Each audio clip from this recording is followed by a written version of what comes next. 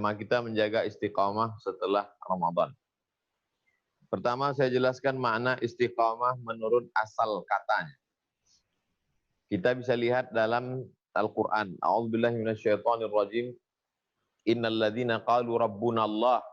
Orang-orang yang berkata Rabbku Tuhanku Allah, summastaqamu, setelah itu mereka istiqamah. Jadi arti istiqamah adalah ketika kita mengakui bahwa Rabb kita Allah. Rabb, dia yang mencipta, Rabb, dia yang memberi rezeki, Rabb, dia yang memelihara kita. Sampai hari ini kita semua ini istiqamah. Karena kita tetap meyakini yang tiga. Allah mencipta kita, Allah memelihara kita, Allah memberi kita rezeki. Maka secara umum kita ini semuanya istiqamah. Adapun orang yang tidak istiqamah adalah orang yang murtad. Jadi kalau ada na'udzubillah, sebelumnya dia beriman, setelah itu dia murtad, maka itu yang tidak istiqamah. Selama orang itu tetap dalam Islam, maka dia istiqamah. Lafaz makna pertama, bahwa arti istiqamah orang yang berada dalam la ilaha illallah Muhammadur Rasulullah sampai mati. Itu istiqamah. Adapun makna istiqamah yang kedua, mungkin ini yang dimaksud Bapak Ibu dokter. Karena kalau makna istiqamah yang pertama ini insya Allah kita sampai hari ini istiqamah. Makna istiqamah yang kedua ini yang dimaksud adalah konsistensi. Karena ada orang yang imannya zigzag. Pada bulan Ramadan, sholat malamnya full, khataman Qur'annya penuh, sedekahnya tiap sore, tapi begitu di Syawal sudah mulai tidak bangun lagi malam, Quran udah nggak dibuka lagi, sedekah juga cuma hari Jumat itu pun 5.000 paling banyak. Oleh sebab itu, maka bagaimana membangkitkan yang kedua ini? Dua makna istiqamah. Ini yang akan kita bahas. Saya ringkaskan menjadi 5 poin, cara menghidupkan istiqamah. Cara menjaga diri kita supaya tetap istiqamah. Pertama, ilmu. Itu yang paling penting. Makanya orang berilmu itu diangkat derajatnya 2 kali. Beriman cuma sekali, berilmu 2 kali. Yarfa'illahu alladzina amanu, Allah mengangkat derajat orang beriman, walladzina utul ilma, dan orang yang berilmu. Bapak dan Ibu berilmu dalam bidang jantung. Berilmu dalam bidang katup jantung. Penyebab orang kena sakit jantung. Tapi belum tentu berilmu tentang agama. Karena memang kita punya spesialisasi masing-masing.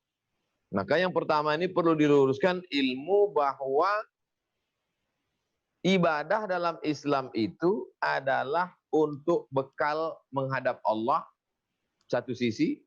Sisi yang lain, dia juga adalah membentuk kepribadian.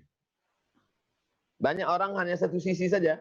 Dia anggap ibadah Ramadan kemarin itu untuk banyak-banyak ambil bekal. Sama seperti orang pergi ke mall, ada belanja harga murah, maka lalu kemudian dia habiskan kesempatan sampai tanggal sekian. Begitu sudah selesai, habis itu dia nggak belanja lagi. Karena menurut dia barang sudah banyak, sudah penuh. Ini keliru. Kalau ada orang yang menganggap Ramadan itu sebagai bulan menumpuk barang, menumpuk amal, kenapa nggak tahajud lagi? Udah saya tumpuk penuh kemarin full di Ramadan Pak Ustadz. Keliru.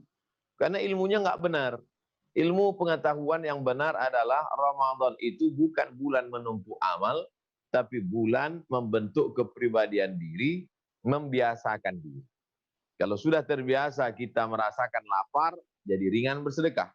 Kalau sudah terbiasa satu malam satu juz, jadi ringan baca satu halaman. Kalau sudah terbiasa tahajud 11 rakaat, ditambah lagi tarawih, ditambah lagi witir, maka akan ringan. Jadi yang pertama bahwa ilmu pengetahuan tentang ibadah dalam Islam adalah satu sisi sebagai bekal menghadap Allah, di sisi lain membentuk kepribadian. Ini yang pertama.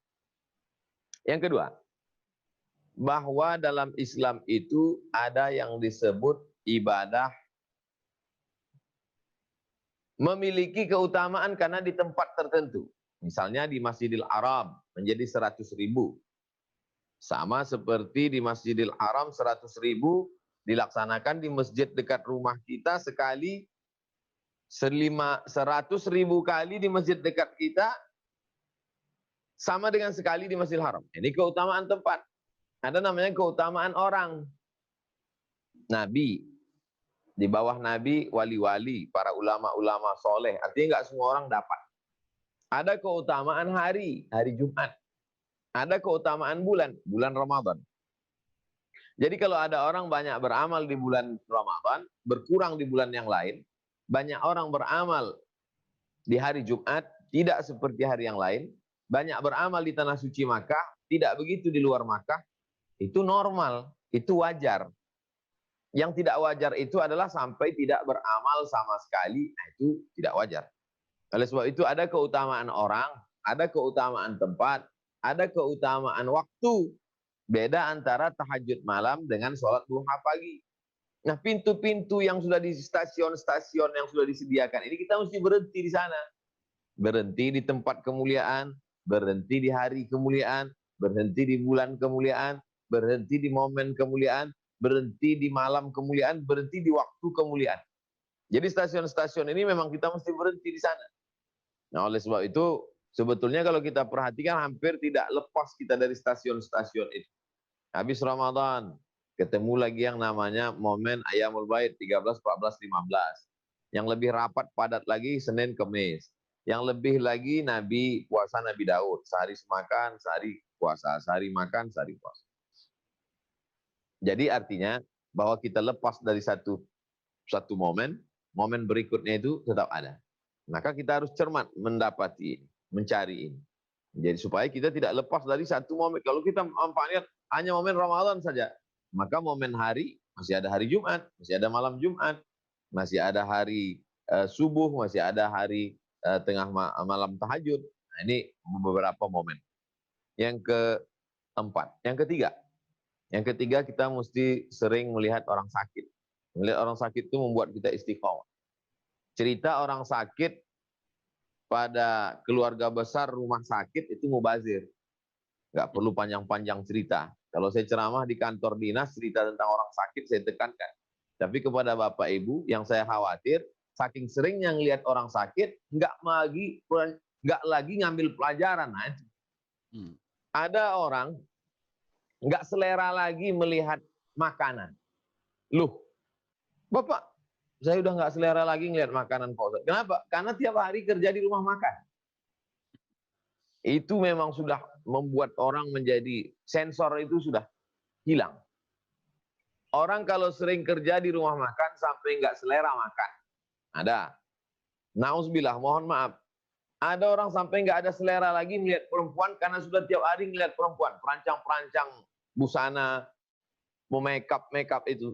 Nah, itu udah nggak selera lagi melihat perempuan. Saking kan sudah tiap hari melihat perempuan. Saya khawatir, saking sudah seringnya melihat orang sakit, akhirnya orang sakit itu tidak lagi menjadi nasihat. Tidak lagi ada etibar. Tapi bagi orang yang melihat sekali-sekali, mengerikan sekali Pak Ustadz. Saya justru tobatnya ketika ke rumah sakit. Malah orang yang tiap hari di rumah sakit nggak tobat-tobat. Nah, ini mengerikan. Oleh sebab itu, coba pandangannya tidak lagi pandangan dokter ke pasien. Pandangannya tidak lagi melihat orang sekedar menderita sakit secara fisik, tapi sebenarnya ada pelajaran yang diambil dari sana. Makanya kata Nabi, idza maridha, kalau ada saudaramu sakit, fa'udhu. Kunjungi dia, lihat dia, itu bisa membuat engkau lebih istiqomah, diantaranya mensyukuri nikmat sehat. Wasihataka qabla saqamika, sehatmu sebelum kau sakit. Yang keempat, itu orang mati. Mau tidak mau, suka tidak suka, saya kalau saya hitung-hitung kebanyakan jamaah, keluarga, sahabat, tetangga, teman yang meninggal itu kebanyakan karena jantung. Bahkan keluarga-keluarga dekat pun begitu. Si Anu kenapa? Sakit jantung. Si Anu kenapa nggak mau datang akikah? Takut makan daging kambing nanti sakit jantung. Si Anu kenapa tiba-tiba meninggal? Jantungan. Oleh sebab itu maka kematian ini luar biasa. Kata Nabi SAW, aksiru zikra hazimil ladzat. Banyak-banyaklah engkau mengingat dia yang meluluh lantakkan kelezatan. Kalau dia sudah datang, maka segala kenikmatan yang lezat-lezat hilang. Kebetulan saya punya teman sahabat akrab. Dulu waktu kuliah sama-sama sarapan pagi, sama-sama di kelas, sama-sama nongkrong, sama-sama jalan. Bahkan ketika ibu saya meninggal, dia datang takziah. 41 hari setelah itu dia meninggal. Tanpa sakit berat. Hanya beberapa hari masuk rumah sakit, meninggal. Seusia dengan saya. Di situ terjadi perubahan pada diri saya, yang dulu saya menganggap mati itu mesti nunggu 63 tahun. Tapi setelah meninggal dia itu saya anggap, kenapa dia meninggal, kenapa saya enggak? Padahal kami sama. Jadi saya anggap sekarang ini, usia saya yang sekarang ini, saya anggap ini bonus dari Allah. Mestinya saya juga sama-sama meninggal dengan dia. Karena tak ada kelebihan saya dari dia, teman akrab. Kenapa dia lebih dulu? Berarti saya diberi Allah bonus kelebihan yang tak boleh saya sia-siakan walaupun sedetik. Karena ketika kematian sudah datang, jadi kadang kita menemukan titik balik ketika itulah gunanya dibuat Allah, ada sakit, ada mati, ada kebakaran, ada kehilangan, ada cacat. Itu sebagai rem. Karena dalam perjalanan hidup ini kita maunya gas terus, hantam kromo, tabrak semuanya. Maka ketika ada orang meninggal, rem. Ada orang sakit, rem. Ada orang cacat, rem. Ada orang kena musibah, kita sedang diingatkan. Makanya banyak cara orang mencari nasihat. Ada cari nasihat ketemu kiai. Ada cari nasihat datang ke rumah sakit. Ada cari nasihat ikut mengkebumikan, menguburkan orang mati. Ada cari nasihat melihat panti jompo orang-orang tua. Ada mencari nasihat, bawakan beras, pergi ke panti yatim. Itu semua adalah untuk rem. Kalau tidak kita akan kebablasan dan dunia ini lupa kita. Kita sangka ini tempat keabadian. Padahal dia hanya sempat singgah semata. Yang terakhir, yang kelima, banyak-banyak berdoa supaya Allah menjaga hati. Makanya di antara doa yang diajarkan Nabi, ya muqallibal qulub, engkau yang membolak-balikkan hati, sabit qalbi, kokohkan hatiku ala dinik, dalam agama. Dalam teks lain, ya musarrifal qulub, engkau yang mengarahkan hati. Kau arahkan ke sana, kau arahkan ke sana. Sarrif qalbi, arahkan hatiku pada kebaikan. Arahkan hatiku pada istiqomah beribadah. Lalu kemudian Nabi mengajarkan, nanti kau sibuk wahai Muaz. Muaz ditugaskan untuk ngutip zakat. Nanti kau sibuk wahai Muaz. Kalau kau baca doa ini, insya Allah kau tetap istiqamah. Allahumma a'inni ala zikrika wa syukrika wa husni ibadati. Tolong aku supaya aku senantiasa mengingatmu, bersyukur padamu, dan beribadah dengan ibadah yang terbaik. Karena kita ini sebenarnya nggak ada apa-apanya. Maka kalau kita merasa punya apa-apa, padahal nggak ada apa-apa, itu nasib kita nanti bisa jadi apa-apa. Oleh sebab itu sadari bahwa kita ini bukan siapa-siapa dan nggak ada apa-apanya, maka kita serahkan pada Allah.